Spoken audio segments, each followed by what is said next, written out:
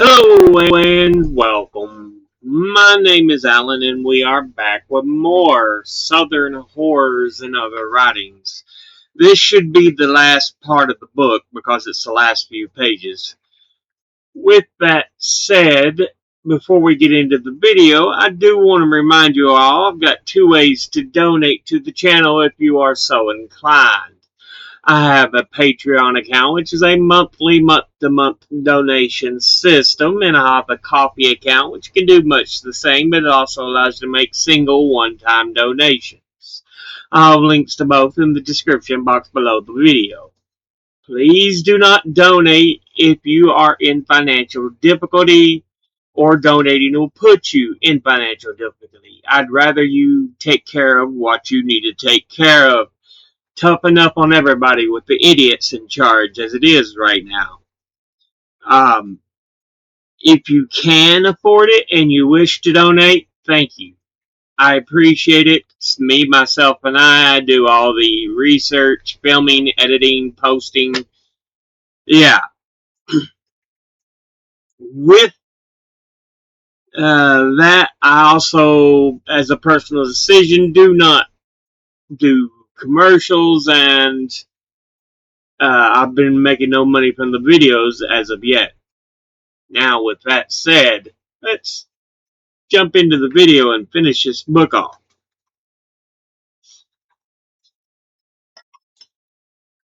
Burning human beings alive.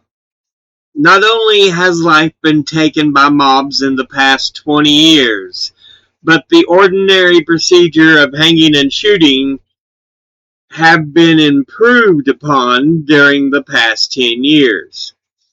15 human beings have been burned to death in different parts of the country by mobs. Men, women, and children have gone to see the sight, and all have approved the barbarous deeds done in the highlight of the civilization of Christianity of this country. In 1891, Ed Coy burned to death in Texarkana, Arkansas. He was charged with assaulting a white woman, and after the mob had securely tied him to a tree, the men and boys amused themselves for some time sticking knives into Coy's body and slicing off pieces of flesh. When they had amused themselves sufficiently, they poured coal oil over him, and the women in the case set fire to him. It is said that 15,000 people stood by and saw him burned. This was on a Sunday night, and press reports told how the people looked on while the Negro burned to death. On February the 1st, 1893, Henry Smith was burned to death in Paris, Texas. The entire county joined in that exhibition. The district attorney himself went for the prisoner and turned him over to the mob. He was placed upon a float and drawn by 4 white horses while they through the principal streets of the city. Men, women, and children stood at their doors and waved their handkerchiefs and cheered the echoes. They knew that the man was to be burned to death because the newspaper had declared for 3 days previous that this would be so. Excursions were run by all the railroads, and the mayor of the town gave the children a holiday so that they might see the sight. Henry Smith was charged with having assaulted and murdered a little white girl. He was an imbecile, and while he had killed the child, there was no proof that he had criminally assaulted her. He was tied to a stake on a platform which had been built 10 feet high so that everybody might see the sight. The father and brother and uncle of the little white girl that had been murdered was upon the platform about 50 minutes entertaining the crowd of 10,000 persons by burning the victim's flesh with red-hot irons. Their own newspapers told how they burned his eyes out and ran the red-hot iron down his throat, cooking his tongue, and how the crowd cheered with delight. At last, having declared themselves satisfied, coal oil was poured over him, and he was burned to death, and the mob fought over the ashes for bones and pieces of his clothes. July the 7th, 1893, in Bardwell, Kentucky, C.J. Miller was burned to ashes. Since his death, this man has been found to be absolutely innocent of the murder of two white girls with which he was charged. But the mob would wait for no justification. They insisted that as they were not sure he was the right man, they would compromise the matter by hanging him instead of burning. Not to be outdone, they took the body down and made a huge bonfire out of it. July the 22nd, 1893, Memphis, Tennessee. The body of Lee Walker was dragged through the street and burned before the courthouse.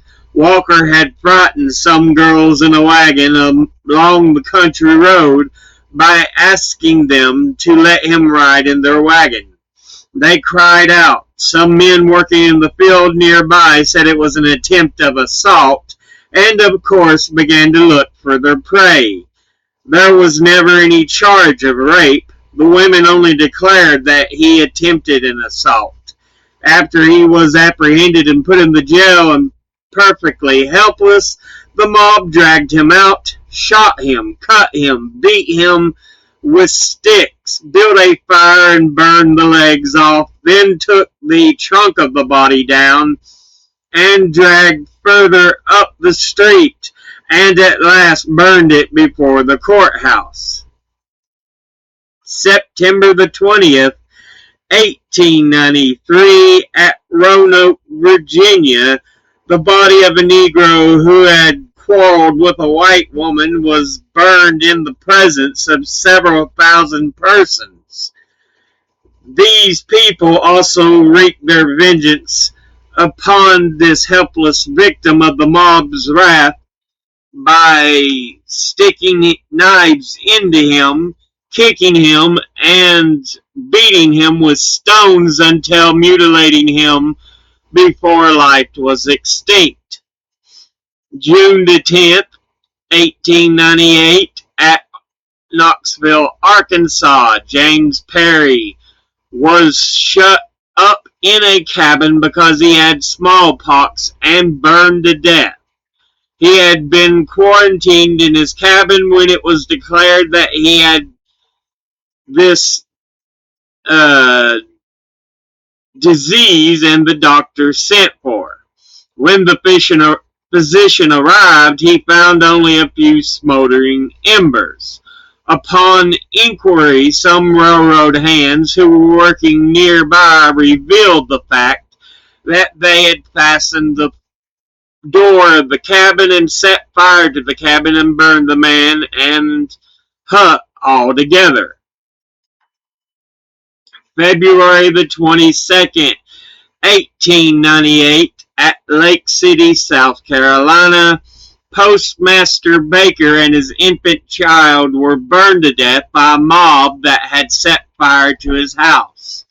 Mr. Baker's crime was that he had refused to give up the post office to which he had been appointed by the national government. The mob had tried to drive him away by persecution and intimidation.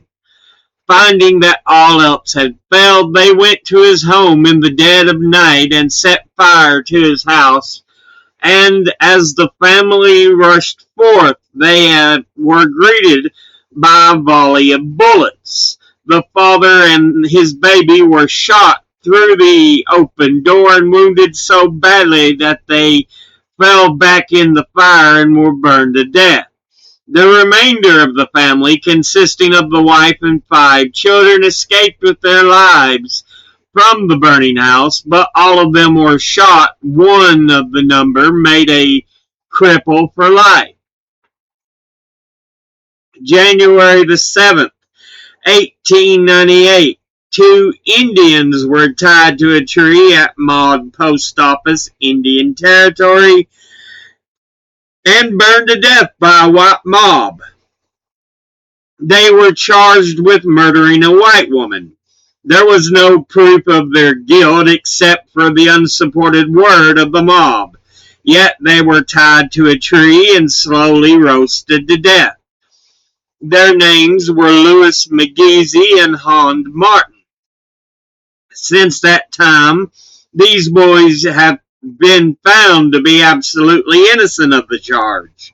Of course, that discovery is too late to be of any benefit to them, and because they were Indians, the Indian Commissioner demanded and received from the United States government an indemnity of $13,000.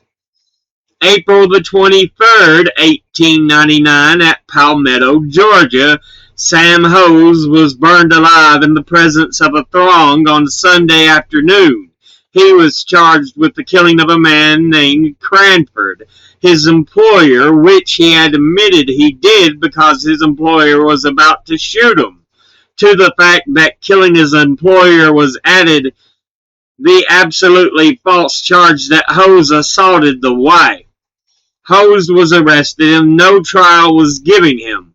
According to the code of reasoning of the mob, none was needed.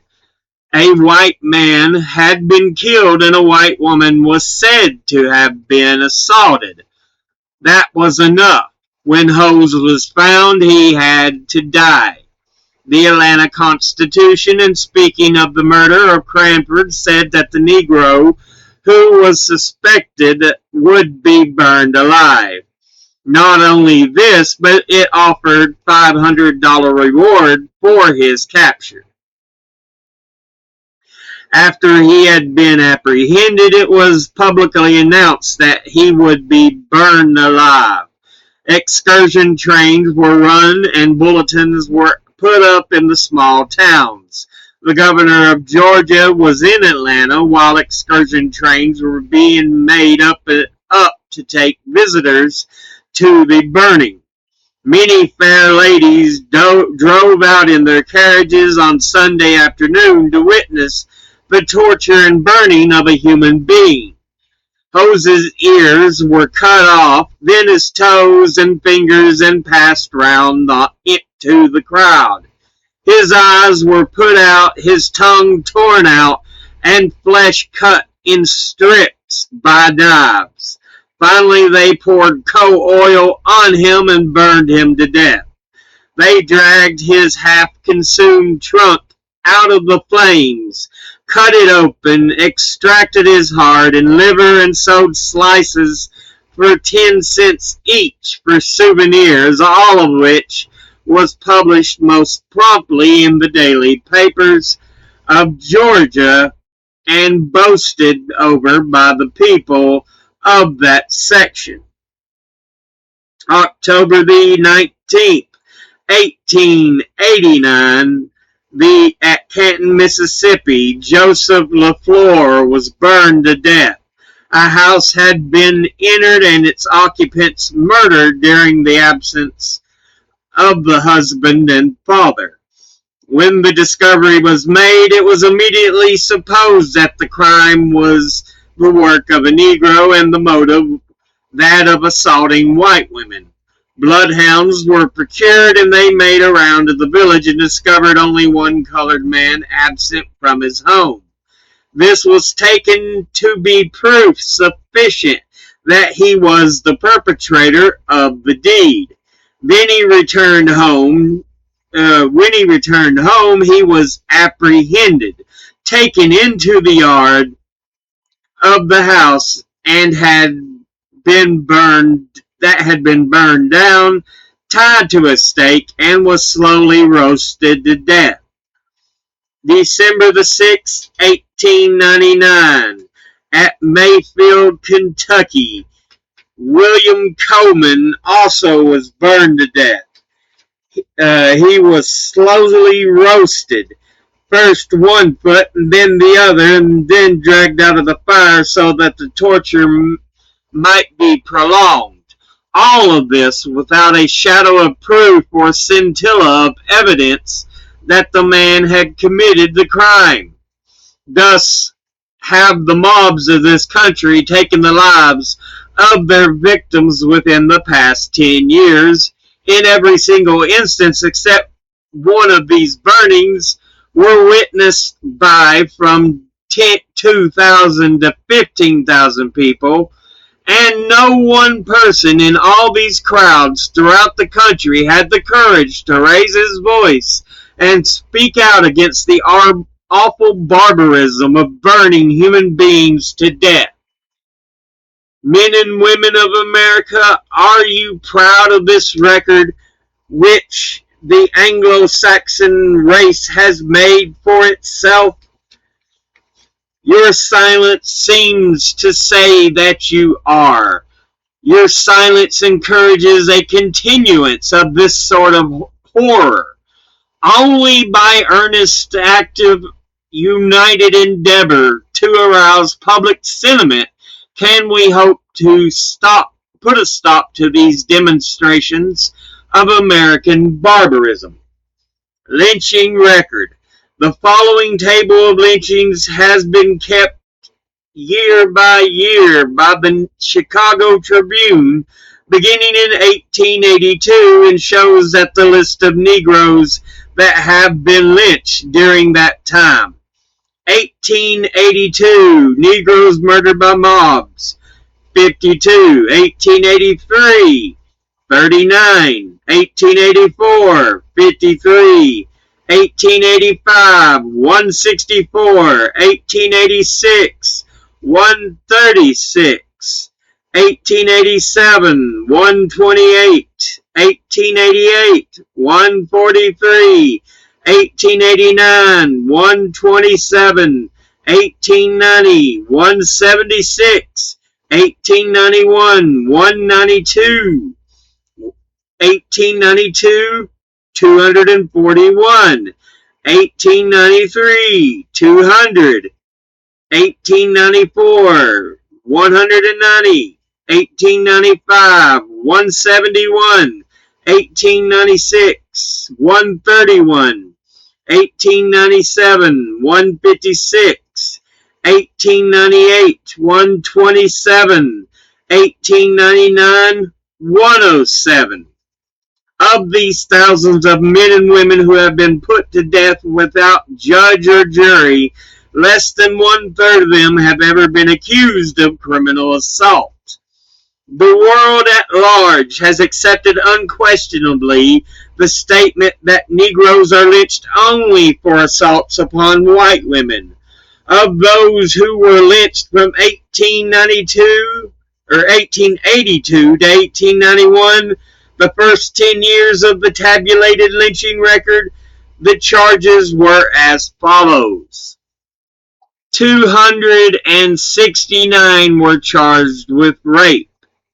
253 charged with murder.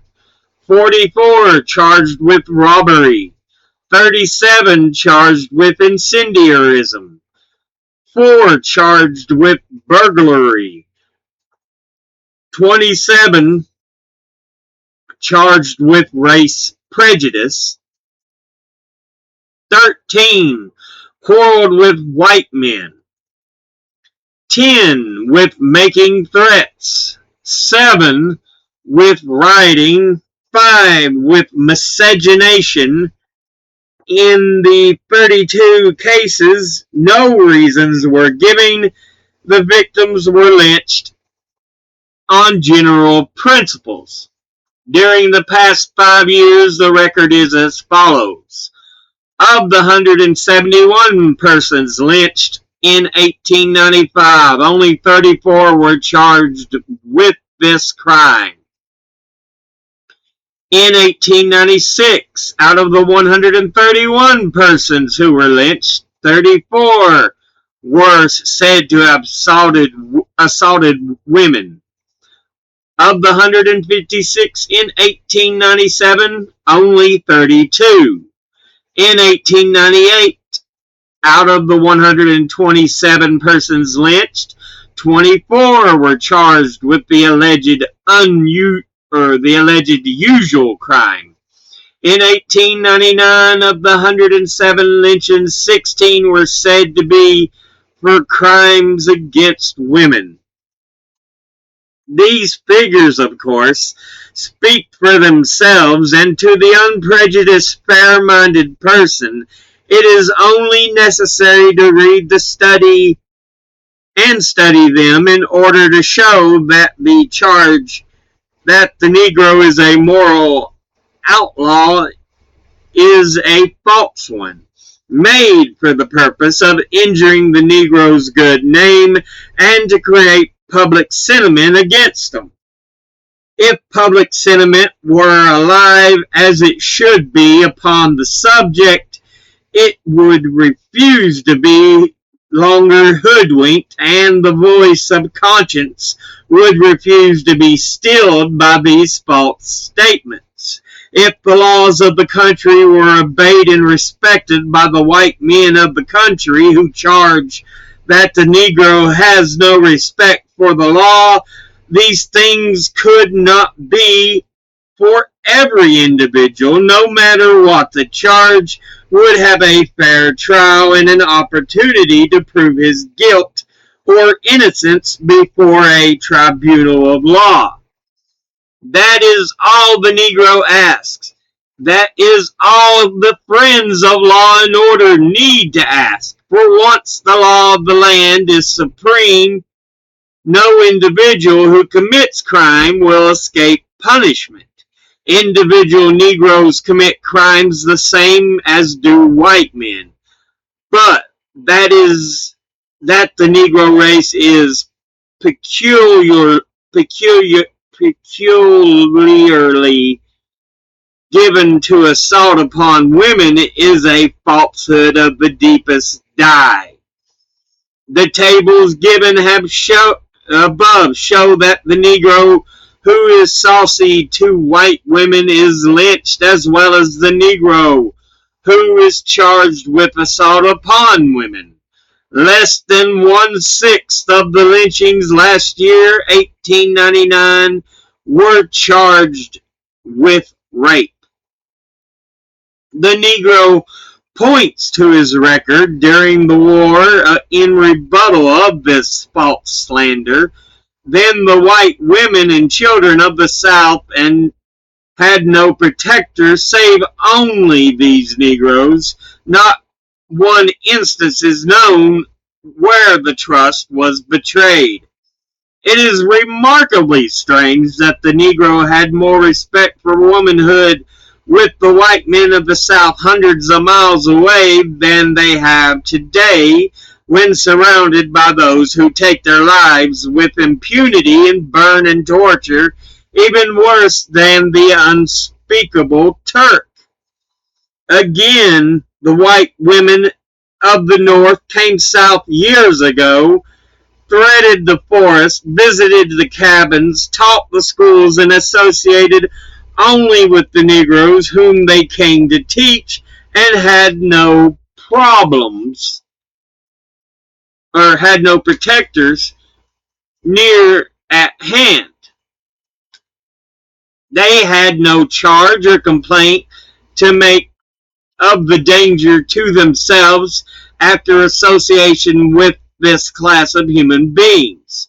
Not once has the country been shocked by such recitals from them as come from the women who are surrounded by their husbands, brothers, lovers, and friends. If the Negro's nature is bestial, it certainly should have proved itself in one of these two instances. The Negro asks only justice and an impartial consideration of these facts. But that ends the book. So yeah,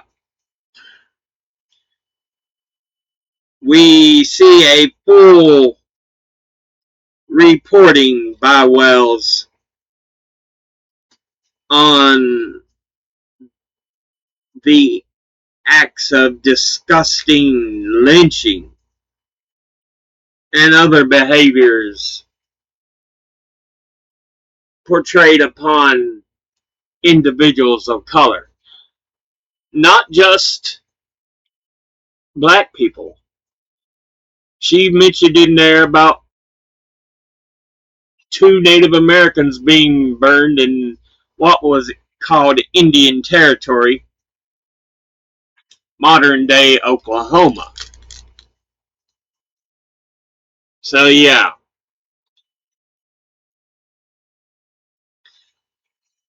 and it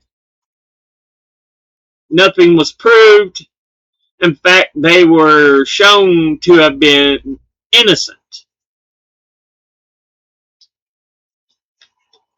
And frankly, it's just disgusting what happened.